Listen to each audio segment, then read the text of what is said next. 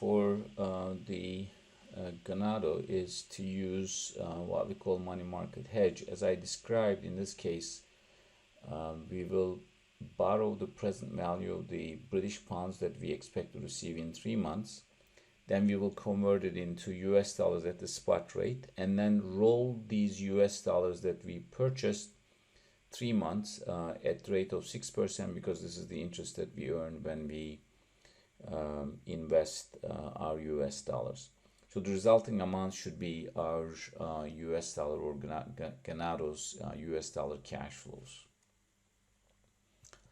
So let's go through the process in here. We are going to borrow 1 million pounds, or present value of the 1 million pounds. To calculate the present value of the 1 million pounds, we are going to use 1 plus interest rate. But if you remember, we can borrow pounds at 10%, 0.1 corresponds to 10%. But this is the annual interest rate that we would incur. However, we are borrowing only for 3 months, or we could just consider this as 90 days. So we need to adjust the interest rate into this 3-month period. So we will multiply the 0.1 with the 90 divided by 3.60, which is equivalent to dividing 0.1 to 4, because we are actually borrowing only for 1 quarter. So either by using 90 days to 90 days divided by 360 days, which corresponds to 1 quarter, or simply by dividing 0.1 by 4 to adjust it to a quarterly rate. So after the adjustment, we get British pound 975,609.7 British pounds. So the present value of 1 million pounds at the rate of 2.5% for 3 months is equal to 975,609 pounds. So if we borrow this amount today, 10% annual interest, but only for a quarter, this means that we would pay a 2.5% interest on it. That would make the principal and interest payment 1 million US dollars. So 1 million pounds, I'm sorry. So when we receive the 1 million pound from Crown, we could cover this liability. So borrowing 975,609 pounds today gives us, at the rate of 1.7640, which is the spot rate right now, 1,720,975.61 dollars. This is as of today. This means at time 0. And if we roll this over at 6%, this is the interest rate that we would be able to earn when we invest pounds, or I'm sorry, dollars. So 1,720,975 invested for 90 days at 6% annual rate. Roughly, we're going to earn 1.5% interest. That corresponds to 1,746,790. I just want to urge you to be careful when you make these adjustments. So you are only dividing the 6% to 4, or you're only multiplying 6% with 90 over 360. 1 is not multiplied by 90 over 360. I've seen those mistakes made. So essentially, we are making an interest rate adjustment. We are converting the annual interest rate of 6% to a quarterly interest rate of 1.5%. Oops, I moved by mistake. So that adjustment does not include 1. So 1 plus the adjustment is made on 6%, which essentially brings this down to 1 plus 0.015. After multiplying 0.06 with 90 over 360, we get 0.015 in here. and 1,729,975 multiplied by 1 plus 1.5% turns out to be 1,746,790. So this simply implies that in 3 months, or in June, we will be able to receive 1,746,790 in exchange for 1 million pounds.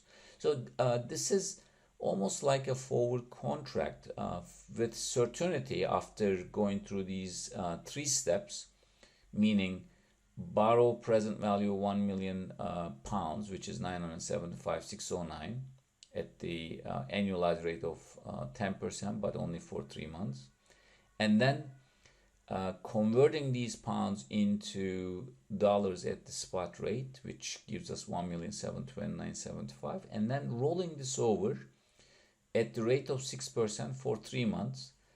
This gives us exactly 1,746,790.24. We can think of this as the amount that we would receive in exchange for 1 million pounds.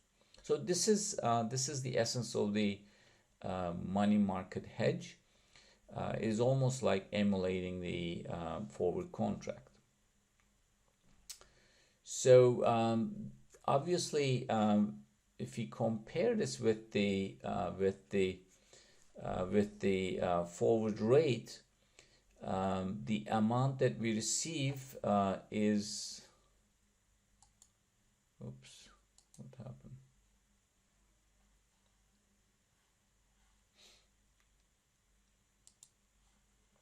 The amount that we receive is less than 1,754,000 US dollars. So this amount is inferior to using directly forward contract. So when we should use money market hedge, if money market hedge produced a better amount than the forward contract, we would maybe consider it. But by the parameters that we used, forward rate is offering a better deal for us. There is no point of engaging in a money market hedge. However, there is a caveat in here, which I'm considering in the next slide. So we calculated this amount with the assumption that we can earn 6% per annum. However, if the company were able to invest these funds at a rate of, let's say, 8%, it would be able to generate 1,755,396, or better, if they were able to reinvest these funds at the cost of capital, they would be able to generate 1,772,605. Obviously, these rates are above the 6% that we conservatively considered. In order to earn these rates, we would have to take probably substantial risks. So it would be quite aggressive, because obviously, since these investments are generating higher returns, that also implicitly indicates that we are taking some risk in here. So as a rule of thumb, it would be better just to use conservative approach and the use the risk-free rate of 6% in the rollover rate, rather than cost of capital of 12%, for instance. Cost of capital of 12% represents rate of return earned on reasonably risky investments. So it is not at all conservative. It is quite aggressive. So my recommendation is just to stick with the conservative option of 6%. This is quite safe, and you would be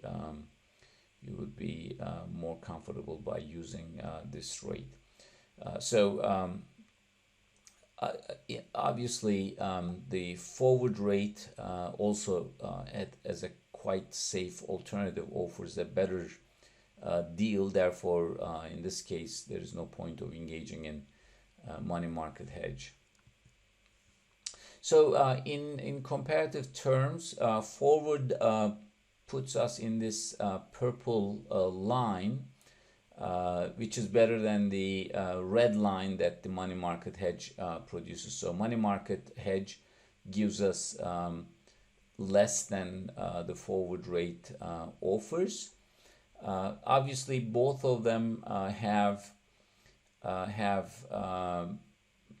better outcomes as compared to doing nothing for a wide range of exchange rates. However, when the exchange rate exceeds 1.7540, as we discussed earlier, doing nothing offers a better performance. But this leaves a whole range of outcomes on the downside, so it is quite risky.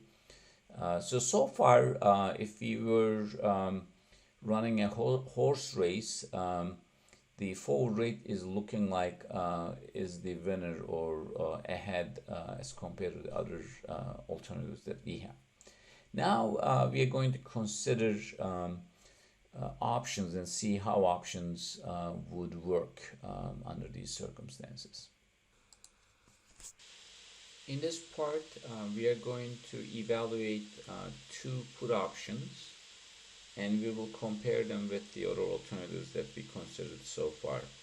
So the two put options that are available to Ganado are the 1.75, which is near forward at the money.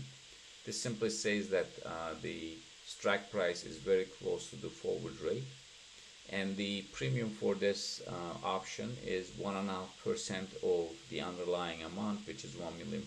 So as I mentioned earlier, this practically translates into £15,000.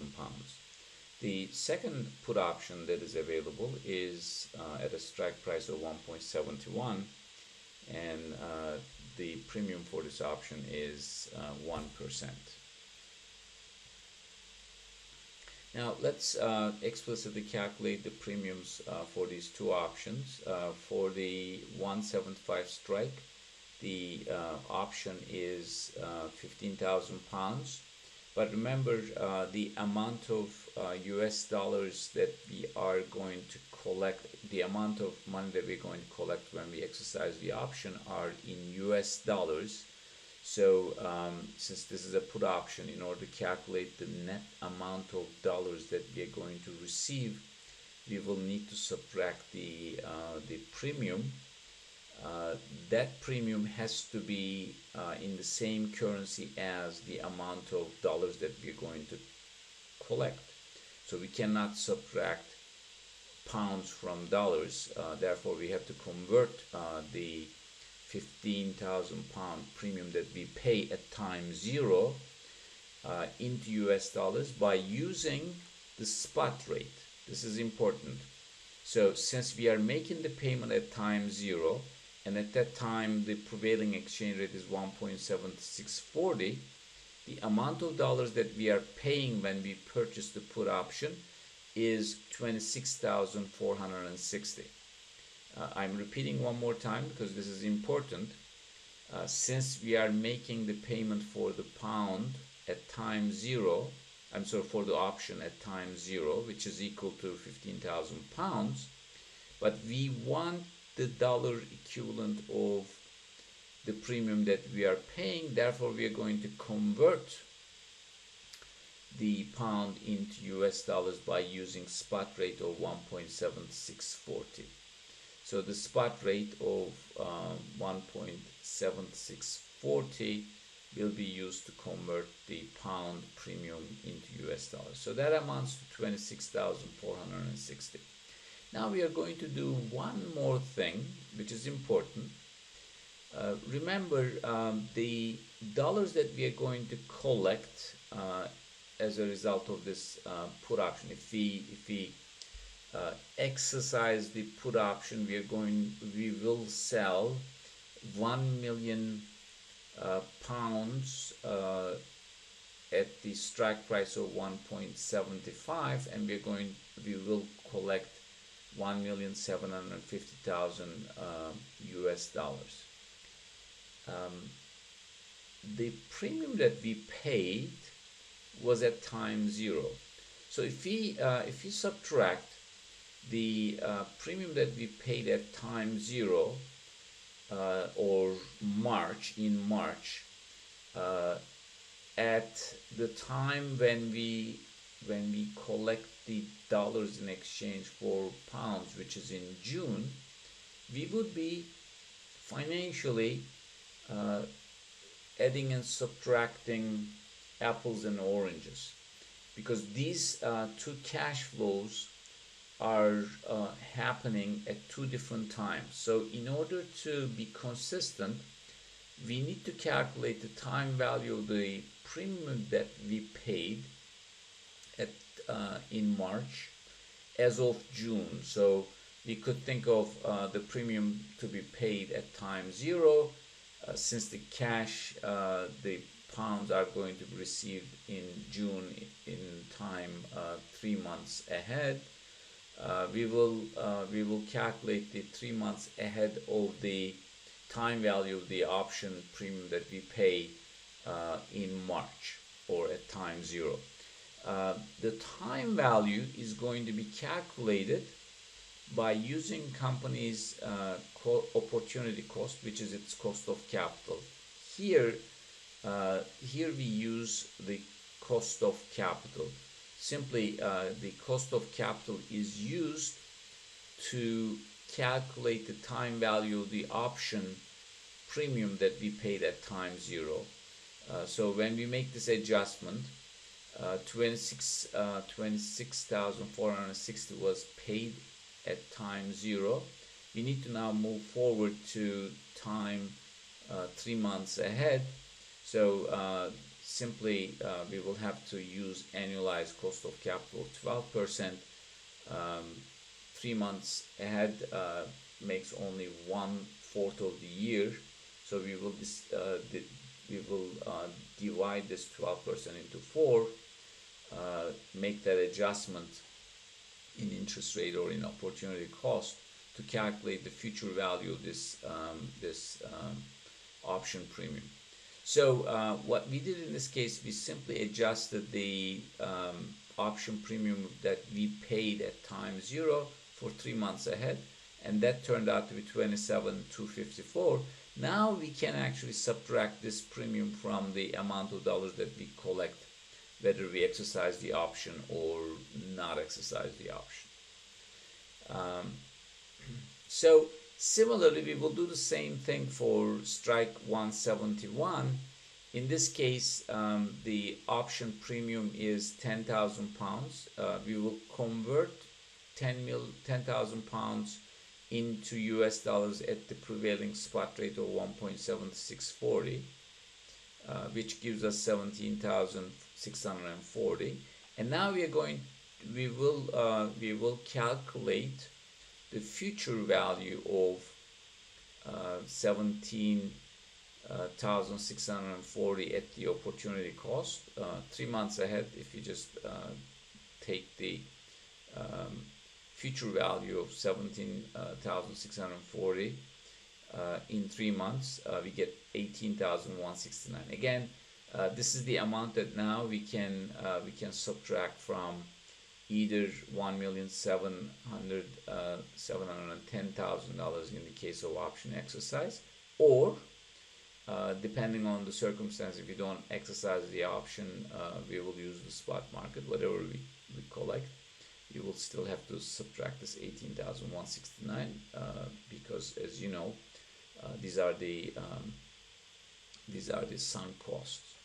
So if we look at the possible put option outcomes, here we have this table where if the strike price turns out to be 1.75, we will incur this $27,254 of option premium cost. But if the option is exercised, we will collect 1,750,000. This means that in net terms, if the option is exercised, we will collect $1,722,746. The maximum net proceeds is actually unlimited, because if the spot rate exceeds 1.75, we will not exercise the option, and we will sell our pounds in the spot market. If the spot market value is really large, that means that net proceeds could be very, very large. All we have to do is calculate the proceeds and then subtract the option premium of 27,254. That will give us the amount that we collect. We will this option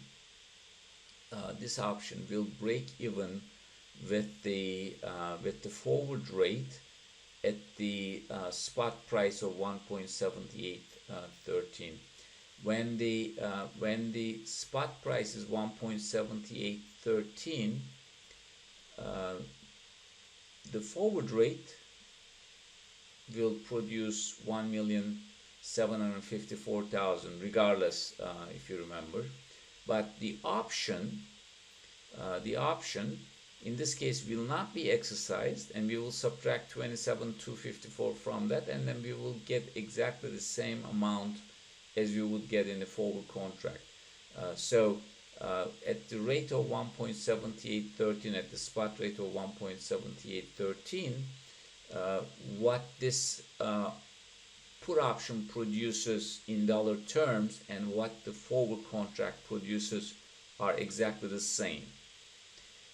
If the spot price exceeds 1.7813, this option will be superior to the forward contract. If the spot price turns out to be below 1.7813, then the forward contract will be superior to this put option. So if we are considering two alternatives, let's say one is the forward contract, the other is this put option at 1.75. When I should consider buying this put option? Well, obviously, I would consider buying this put option if I have strong evidence that spot rate might exceed 1.7813. So if there is a high likelihood of spot rate ending up above 1.78, then this put option would give me a very good protection, because it protects me on the downside. That is, I would never collect less than 1,722,000. This means that I can actually generate a dollar cash flow that is 22,746 ahead of the required minimum amount of dollars that is needed to meet the margins. But it also leaves the upside open. If the spot rate happens to be 1.79, 1.80, I will benefit from that by not exercising the option. But in case spot rate remains below 175, I will have to exercise this option, and I will collect $1,722,746. In that case, I will get less than what forward contract offers. So indeed, at any price, at any spot price below 178.13, forward contract will be preferable to this put option. So if I'm pretty comfortable with the fact that spot rate might well exceed this range, or if there's a good probability that this might happen. I could pay this $27,254 premium. I could accept that, but if there's very little chance of spot rate reaching to this range, then I would be much better off by using the forward contract. Now let's quickly consider the strike 175 case. There our sunk cost as of June is 18,169. If we happen to exercise the option, we will collect 1,710,000 US dollars. After accounting for the sunk cost of the premium, the dollar amount that we are going to net will be 1,691,831, which is below our threshold required amount. If you remember, in order to meet the margin requirements, we will have to generate at least 1.7 million. This option puts us below that amount. In that case, if we happen to use this option, we might have a risk of not meeting the required profit margin that is demanded by maybe management. So obviously, like the other options, this gives us the upside. That is, if the spot rate turns out to be really high, 178, 179, we would be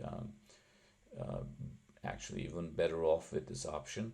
And as you see in here, the break-even rate for this option is lower because simply the premium is lower. So as a result, this option might look attractive, but the problem with this option is that it puts us at a risk of not meeting our margin requirements. So probably we should not take that risk, because this is a possibility. If you have to exercise the option, if the spot rate turns out to be below 171 and we exercise the option, we will end up not meeting our required profit margin. So between these two options, obviously 175 puts us, although it's more expensive, to a better position, because we keep the upside open, but at the downside we are well protected. We comfortably meet the minimum profit margin requirement.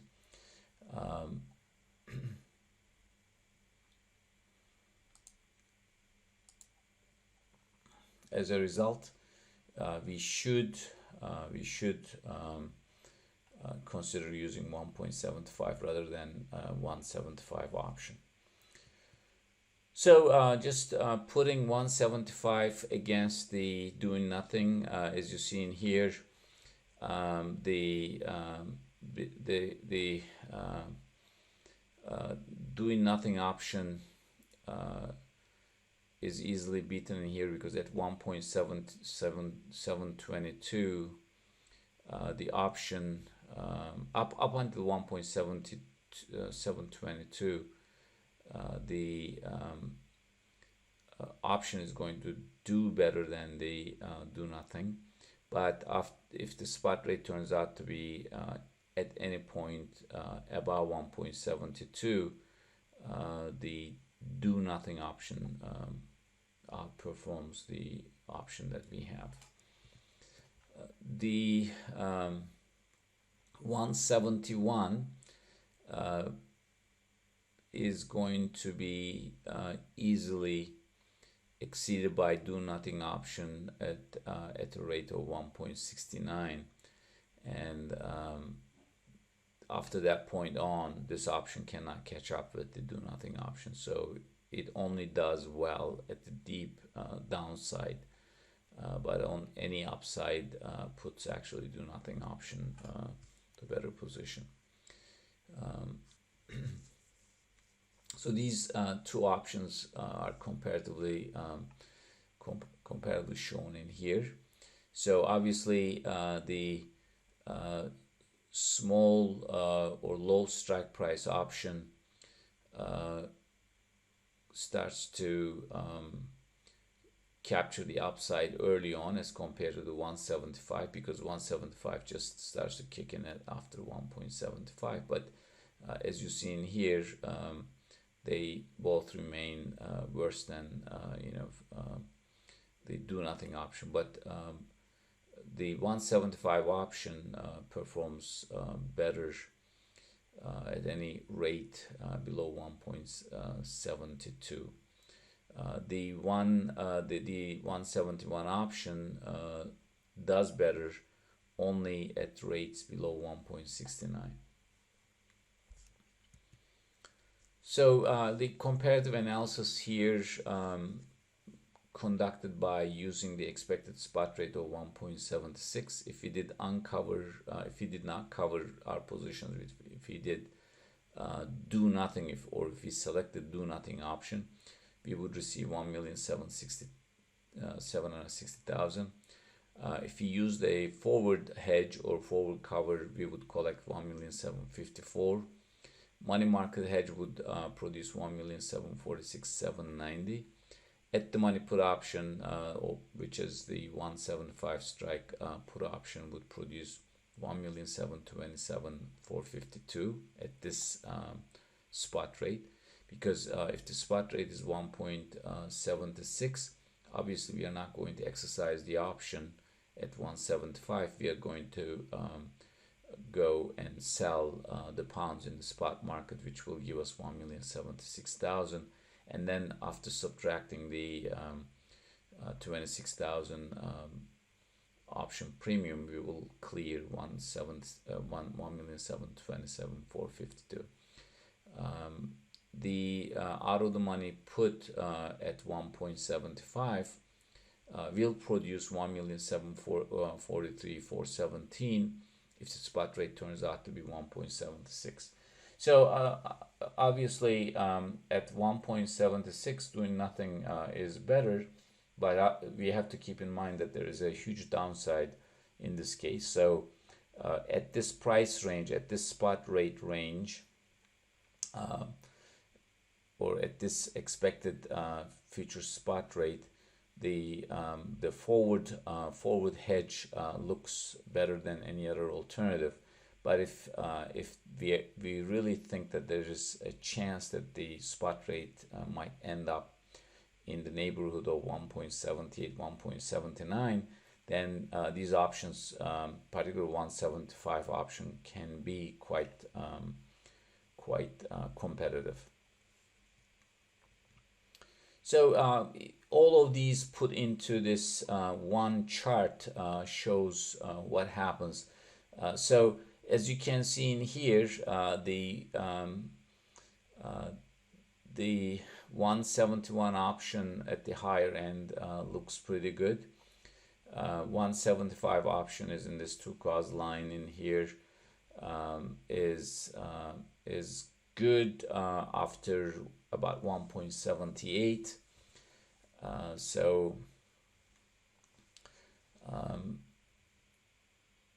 If there is a serious chance of exchange rate ending up at the high range of 1.78, 1.79, we could consider the put option 175 at the money put option, but otherwise forward contract gives us a very solid protection.